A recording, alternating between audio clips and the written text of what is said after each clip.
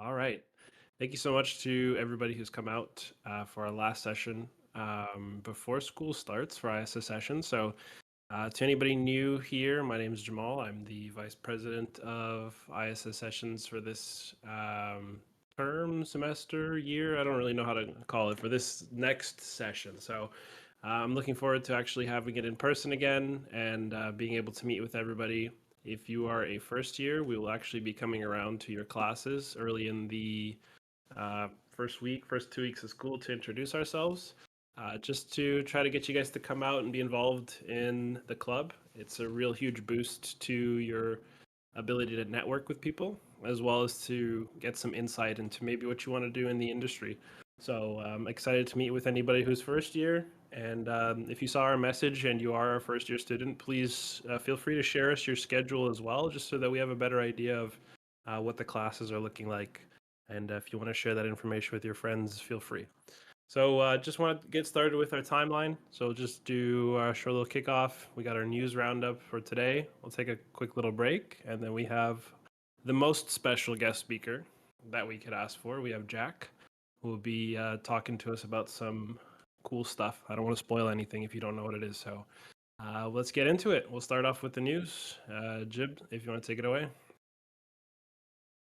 Hey everybody, can you guys hear me? Yeah, you're good, man. All right, yeah. So this is Jack's story as well, actually. So he's gonna be starting us off as well. Yeah, so a claim was put out on Telegram, I think it was August 15th, that Zoom had been breached. This claim was made by the pro-Russian hacktivist group known as ISSSec, and they claim to be in possession of 2 million Zoom accounts. This is a little surprising because ISSSec, like I said, they're a pro-Russian hacktivist group. They're sort of under the Killnet umbrella. Killnet is a notorious DDoS group. And that's basically the extent of ISSSec's capabilities. They're really a DDoS group more than anything. And I mean, DDoS, it can lead to some problems, but overall, it's one of the more or less sophisticated attack methods. A lot of script kiddies kind of running around just downloading DDoS tools and calling themselves hackers. But ISSSec does provide some sample data here to back up their claims. So let's take a look into that sample data and see what it included. So out of the 2 million accounts, they stated that they were sharing 100, and then you open the file and there's only 95 username password combinations. I don't really know the exact, expected ratio for the full breach compared to the sample data, but I was kind of expecting at least 3 digits when they are apparently in possession of 2 million accounts. Beyond the username password combinations, they provided some bonus data in webdump.txt. They provided whois data. If you aren't familiar with that, it's information about the domain. It's information like the registrar, when the domain was registered, when does it expire. And the thing about whois data is it's very public information. You can go to that link below in the next bullet point and just get that data yourself. The other file was webdomains.txt, and this was basically just the subdomains of the zoom.us domain and then like the associated IP address. Again, pretty public information. Like it kind of just looks like they ran some sort of tool like Nmap to enumerate the subdomains. So the bonus data is a little disappointing. And I mean, there's not too many username password combinations, but for those 95 people, this is probably a big deal. So let's look more into those combinations. Well, they're all present in Have I Been Pwned, and they all come from various info stealers. So basically, this data was already floating around on the internet. Nobody was hacked here, at least. And ISSSec just sort of grabbed 95 Zoom credentials and claimed that that's a hack. And I mean, even this is kind of phoned in because I feel like there's probably more than 95 Zoom accounts out there if you really look. And all in all, the whole leak is 1.49 megabytes. Better yet, 1.4 megabytes of that was just a screenshot featuring the exact same data from webdomains.txt. So like actual data, it's like, 900 kilobytes? Might be carrying my zeros wrong, but not a lot basically. So you might be wondering, why did they do this? Not for financial gain. They put this data out there for free. How generous of them. Basically, with hacktivist groups like this, it's not uncommon for them to exaggerate or straight up lie about their activities. And basically, they're hoping for a bit of a media buzz and just some more clout for them. And that about sums up this story. Awesome. So this is my story. I'm going to be talking about a guy who basically, when you're leaving a job, it's always good not to burn bridges with the company you've been working for, and that's exactly what this guy decided to do. Not only did he decide to burn bridges, Daniel Ryan actually wanted to hold his former company that he was working for as a network engineer hostage. So what he did was, in this attempt to extort this company, he emailed the company he was working for. It was some sort of industrial company in New Jersey, and he told them that their network has been penetrated. The email basically warned all the workers that all IT admins were locked out or had their accounts deleted and all backups had been erased. And then the threat came to shut down 40 servers a day until a ransom was paid. The ransom that we found online was about 20 Bitcoin, which November 2023 was something like 750,000 US dollars. So he allegedly scheduled tasks to delete 13 administrator domain admin accounts and change all the passwords belonging to 301 domain user accounts and 2 local admin accounts. So this would lock out users out of 254 Windows servers. He also changed passwords for 2 other local admin accounts that would affect 3,284 workstations and shut down several servers and workstations over several days beginning in December 2023. He's said to have used Windows Net User and sysinternal's utilities PS password tool to modify these accounts and change passwords to the frozen crew. He was kind of creative, but he should have let it go. And they traced him to a virtual machine that he used remotely to access an admin account back to Ryan's company issued laptop. He also used the same password, the Frozen Crew, for his compromised account. The core documents also detail his search history. So the guy was on Google searching command line to change password, command line to change local administrator password, command line to remotely change local admin password. And they also have security footage on him of him entering the building and accessing company password spreadsheets. So Daniel Ryan right now is facing 35 years in prison for this, and it's actually very serious. So I guess it's really interesting too because like you're googling how to commit a crime before you commit it, and then you end up getting caught. That's terrible. So yeah, that's basically all for this news story here. Good evening to those tuning in. My name is Abdi. Today we're diving into a recent cybersecurity incident where hackers exploited Microsoft Sway, a trusted tool within Microsoft 365, to launch a major phishing campaign using QR codes. Before diving into the details of this incident, I'll explain the use of Microsoft Sway for those who aren't familiar with the tool. Microsoft Sway is a cloud based application that's part of the Microsoft 365 suite, designed for creating and sharing interactive reports, presentations, newsletters, and documents. It's commonly used in businesses and educational settings to create quick, professional looking content that can be accessed by others via a link. In August 2024, a major phishing outbreak took place using Microsoft Sway to host malicious pages. This campaign saw a 4,000% increase in phishing attacks, primarily targeting Microsoft 365 users across North America and Asia, especially in sectors like technology, manufacturing, and finance. So basically, some of the most critical, sectors. The attackers used a technique called quishing, which is phishing using QR codes to lure victims into providing their credentials. Some of you may be wondering, why was Microsoft Sway the tool of choice? First off, it's a legitimate, trusted platform within the Microsoft family, so users don't suspect malicious intent. Second, it allows attackers to easily share and embed phishing pages. Security systems often fail to flag sway links, assuming they are safe. This gave attackers a free pass to deliver their phishing content undetected. Attackers created fake Microsoft login pages on Sway. They sent QR codes to victims, encouraging them to scan the code with their mobile devices. Mobile devices with weaker security measures often bypass security controls. The QR code led to these fake pages where the attackers captured credentials and even bypassed two-factor authentication by mimicking legitimate login processes. To evade detection, attackers use tools like Cloudflare Turnstile to conceal phishing domains and prevent them from being flagged by security scanners.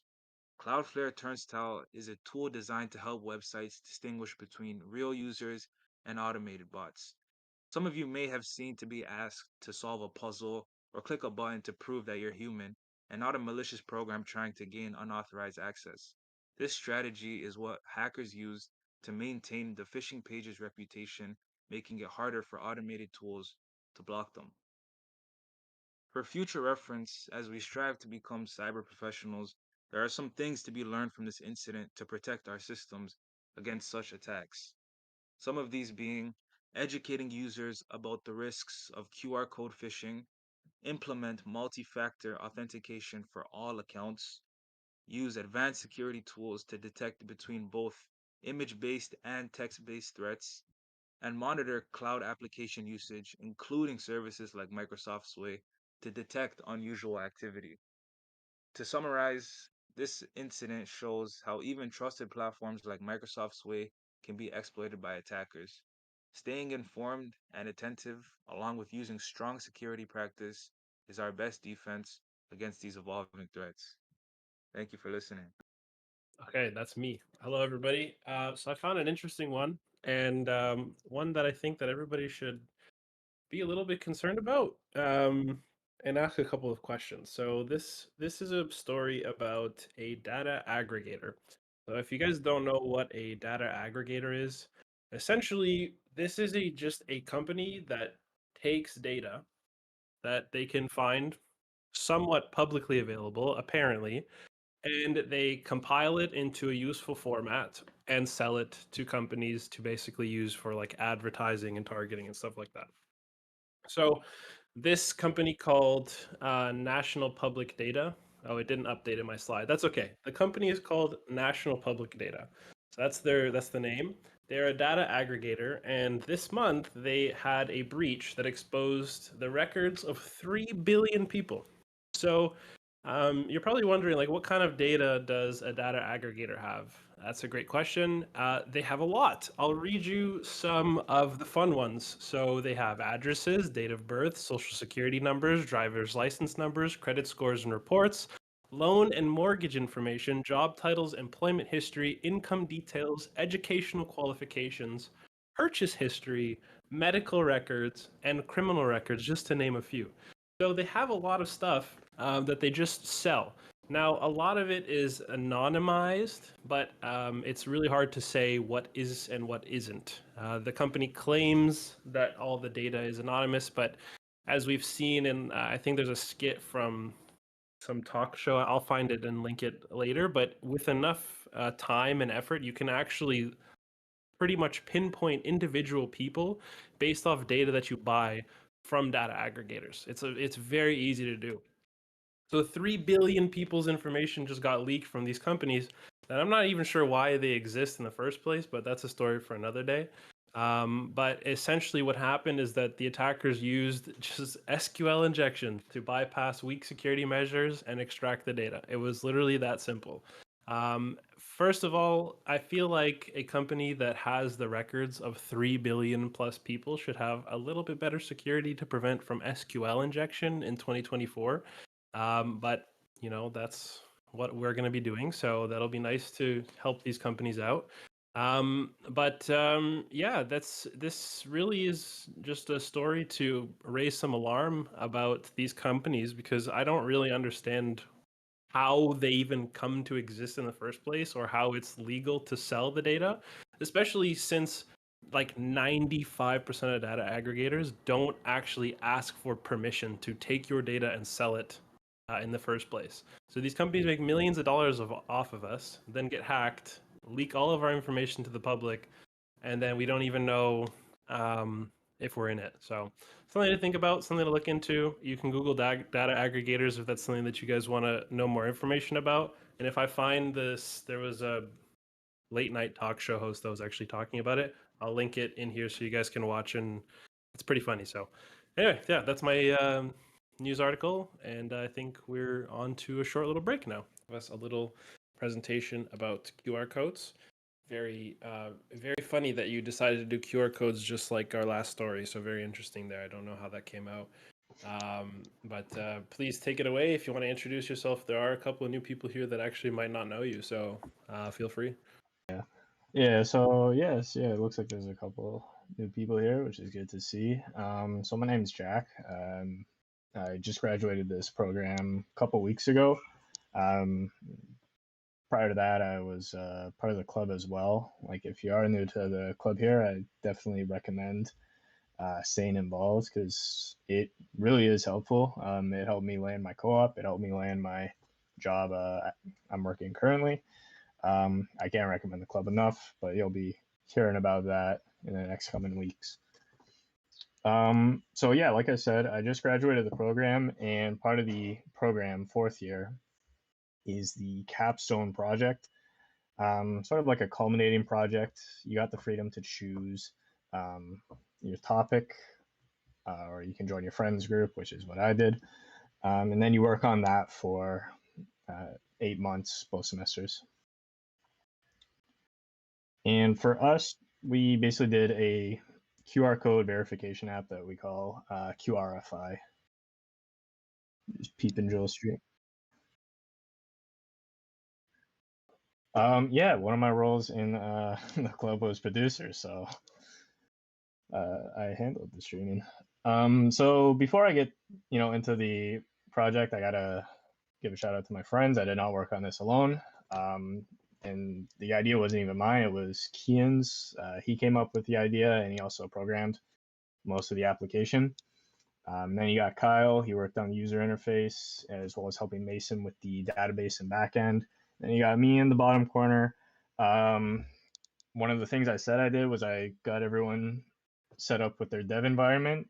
I mean, technically I sort of did, but that was basically just me sending a YouTube video on how to set up Flutter in VS Code. And then I also programmed the typo squatting checks in the app. So we're going to give a bit of a background. This is sort of a hybrid talk, sort of a QR code security part, but it's mostly about Capstone. I want to give you guys the opportunity to ask questions about the Capstone process because it is a little bit mysterious. It doesn't really get talked about too much. At least that's what I found in the first 3 years. But getting into the the current state of QR code security and the motivation behind the project. As we learned in the last news story, it's become quite a problem as QR codes sort of made their comeback during the COVID pandemic in 2020. The threat actors have also adapted as well. 2023, we saw 587% increase in phishing incidents. If you haven't taken Josh Schneider's stats class yet, that's a big number. And we've gotten to a point now where 26% of malicious links that are being delivered, over a quarter of them, are actually being delivered with QR codes these days. And majority of these attacks, 89.3% to be precise, are incidents related to login credential stealing. So it points you to a fake login website and trying to get you to enter your credentials there. And from the threat actor's perspective, why are we seeing this huge explosion of QR code related incidents? We actually touched on a bit of that in the story as well. People can't really discern if a QR code is deemed malicious. Like if I skip ahead a couple slides, you can see what you see. You see the link there, and I mean, big cybersecurity folks here, we can see that HTTPS means it's using a secure protocol.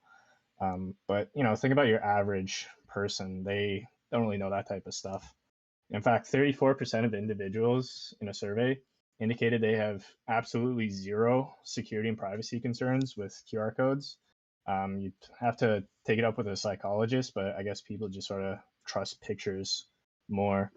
And additionally, on more of the technical side, it can help evade organizations' detection methods. Like if you're doing a phishing campaign and you're sending out those emails with malicious links, there's a decent chance some email filter is going to stop you in your tracks. But if you don't send the link itself, you embed it in a QR code and just send that image, there's a better chance of you getting your link out to your victims. And as we said, 34% of them will have zero concern with scanning your QR code. This is especially concerning because by 2025, payments via QR codes are expected to exceed $3 trillion. Like payment apps these days, a lot of them are adopting QR codes. So you can scan the vendor's QR code in the app and just confirm all that information, and voila, your payment goes through. So there's a lot of money at stake here for those threat actors, and you can only expect QR code related campaigns to continue. Like I said, the current scanning experience is pretty inadequate. Like, yeah, you can take a look at the link yourself. You can see it's using HTTPS, and you can look at its the URL, make sure it's a legitimate site. But even then, I mean, even for us, cybersecurity graduates, we don't really have any context on the site's legitimacy, which is what this app helps address. And yeah, basically, we want to just eliminate the blind trust in QR code scanning. And the way we do that is with 4 different checks. So the first one is the threat intel check. Basically, what this entails is we use the VirusTotal API. We use the free VirusTotal API, so we get like 4 scans per minute. Don't be too greedy. And yeah, we basically just run that through VirusTotal to see if it's been flagged by any other vendors. Of course, like a brand new phishing page probably won't be flagged yet, but you'd be a bit surprised on how quick those domains get flagged. Next up is drive-by downloads. What this is referring to is, when you like open a link and it just immediately starts downloading a file for you. That's what we're checking here, because that's a common method by threat actors. They just basically spring the download on you, and they're assuming you aren't, too concerned about security, so you just kind of let the download happen, and then boom, you got a Trojan on your device. Typo squatting, what this is referring to is providing a domain which looks like a legitimate one in hopes that you can trick your user. In preparation for this, we ran a tool called a DNS script on what's called the Alexa Top 100 websites. The Alexa Top 100 websites is effectively like the 100 most popular websites. And we're checking for a variety of different methods in terms of typo squatting. Like the most popular one was insertion, which is inserting a character into your URL, replacement, replacing a character, addition, adding one on the end, etc. So all in all, we got I think it's like 11.5K domains that we're running our typo squatting checks through. I'll admit it's not the best. I haven't looked at all of these, but there's a decent amount of false positives. Like if I search for, that's not what I wanted. Like if you look at bing.com, it flagged bong.com as a typo squatted domain, even though, as you can see here, bong.com is just some random other business. It's just sort of a coincidence that it lines up with bing.com, so it's not exactly the best at that. Another one is 163, let's see, something like, it's not a second ago. There we go. Yeah, whoever bought 123.com domain, I don't think they were exactly planning on tricking people trying to get to 163.com. I just don't think that was running through their mind at the time. So admittedly, it's got a lot of false positives, but I mean, I programmed it, so I'm a little bit biased. I like the typo squatting checks we got. And the last one is just our protocol checks. We're just making sure that you're using HTTPS instead of HTTP. That's our development timeline. Somewhat accurate, somewhat inaccurate. Yeah, basically just what we presented. And okay, we'll get into a bit of a demonstration, and then I can start taking questions afterwards. So here's VS Code. Let's run. Please don't make me update. I got my emulator here. So I mean, as we wait for the my laptop to actually run this Flutter script, are there any questions? I have a quick one. Did it take you guys like exactly 8 months to like finish? Was it down to the wire? Did you finish ahead of time? Like, in reality, we definitely could have finished this ahead of time, but like if I open up our timeline again,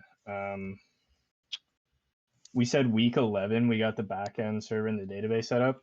In reality, this was like week 12 out of 12, and like the day before we presented. It didn't have to be this way probably, but I mean that's just sort of how we rolled. Okay, so we're running now. I got a few QR codes I can show off. Let's go into this room. Let me back up. So as you can see, that's a QR code. And as you can see, it's wikipedia.org. No threats were found, so we get the green check. And then where'd I go? I'm lost. Is it this room? Yeah, here we go.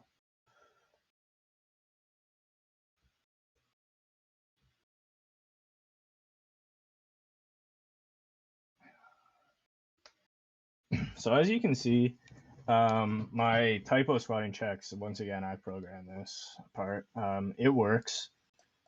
Potential typo squatting detected. 0.63.com is apparently typo squatting someone. I don't know who. In fact, it's probably not. That's probably a false positive. Those number ones aren't exactly the most reliable. I downloaded some other QR codes from my friend that he used for the presentation. I haven't actually checked that they work on my end, but you know, we'll find out. Table, let's replace that with. All right, so apparently this is a drive-by downloading QR code. We'll see if this is correct. Yeah, look at that. Insecure connection as well, so it's using HTTP as you can see there, and drive-by download was detected. I'll dissect that a little bit more on like how that's being checked, because the drive-by downloading is probably the coolest one, minus typo squatting, of course. And then one more QR code, just because, you know, you've been a terrific audience. And yeah, so this URL has been flagged as malicious. So when we ran our virus total check, somebody says it's bad stuff. In fact, you know what? We can pull up virus total and we can investigate. What does that say? ALADEL.net.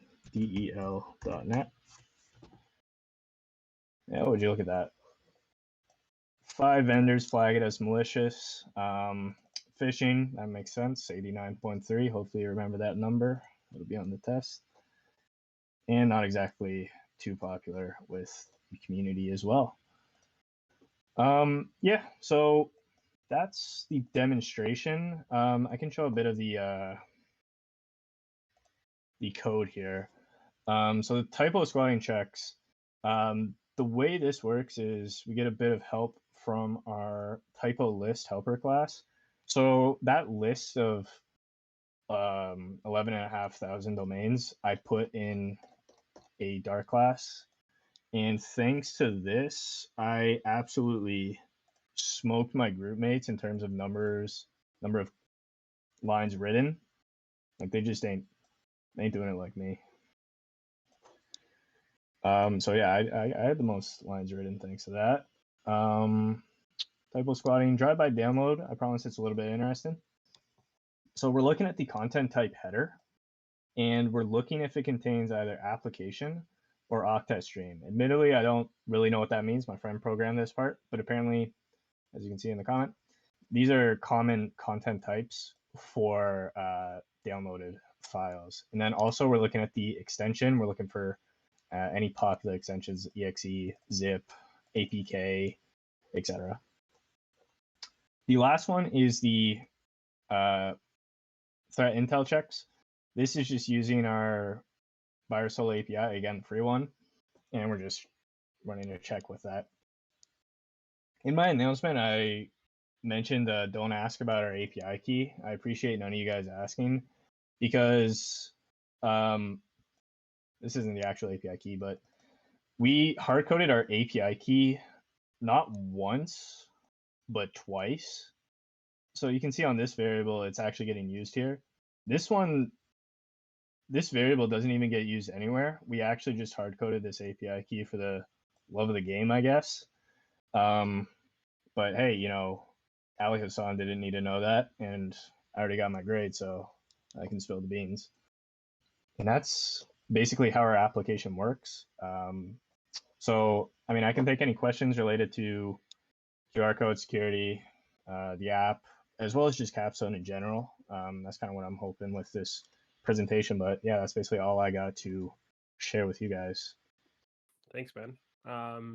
Do you want to open it up maybe for some questions? Yeah, for sure. Cool. Yeah, if anyone has any questions, you know, you can hop on mic if you want. If you're a little bit shy, you can throw it in the stream questions chat. Just my man. Appreciate the love. I have another question actually. Did you guys know right off the bat or like ahead of time, or like did you start thinking about this third year what you wanted to do, or was it kind of like you got to fourth year and had to figure it out? It was my friend's idea. I don't know exactly when he came up with it. I was kind of under the impression he came up with that pretty late, like kind of just before, and like everyone has to submit an idea, so like I submitted an idea as well, and like I came up with my idea like a few days before we had to submit them, honestly. Which is pretty normal. Like co-op gives you a good chance to kind of get an idea about the type of stuff you might be able to work on. But even then, like, don't be surprised if you don't have any ideas until after your co-op. If anybody else has any questions, feel free to ask. How did you simulate the room? Was that part of like Flutter, or is that like? Oh yeah, this is just some emulator we got. We used Android Studio. We tried some other stuff, like I think there's like some plugins in VS Code, but we couldn't get any to work, so we just got a virtual machine off of Android Studio. So we use Flutter, which I think is a framework, and then the programming language which Flutter uses is called Dart. So everything we programmed is in Dart, like all the stuff we wrote is in Dart. But like if you check the GitHub, like you'll see a bunch of C++ stuff. That's just all the supporting files. We didn't really work on any of that. Yeah, we went with Dart because like Flutter, like the whole point of it is you can have like a single code base and it'll work on Android, iOS, and desktops as well. So that's why we went with Dart. But I mean, as you can see, it's basically just Java, it feels like. Awesome. Thank you, Jack. Really appreciate that. That really gives me some like insight into like the scope of the kind of projects that we have to be making. So that's really awesome. Really appreciate it. Thank you everybody who came out. This was a really fun presentation today. I'm really happy to see a couple of new people in here as well. Again, if you are a first year and you are in here, please, you can message me, you can add me on Discord. We'd love to get your schedule just so that we can better organize a way to actually come out to the classes first week, which is literally next week, and get to meet you guys and introduce ourselves and get you to sign up for the club. So thank you, everybody. It was a pleasure to host these sessions over the summer. I'm super excited to have this going back in person so we can actually all meet up together. But yeah, if you have any questions about anything before school starts, if you guys want to just like chat about anything, feel free to message any of us. And I'm looking forward to the start of the school year. So thank you so much, everybody. I hope you have a wonderful rest of your day, and enjoy the rest of your summer vacation for whatever's left. Alrighty, guys, take it easy. Have a great one, everybody.